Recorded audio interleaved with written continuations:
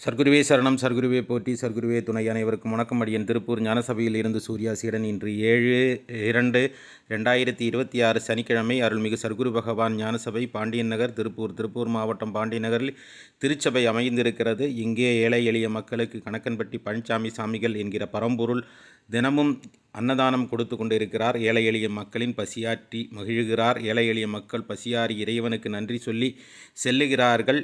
இறைவனுக்கு கோடானு கோடி நன்றிகள். அன்பு உறவுகளே, இன்று அன்னதானத்துக்கு வந்து சேர்ந்த காணிக்கையானது 651 ரூபாய்.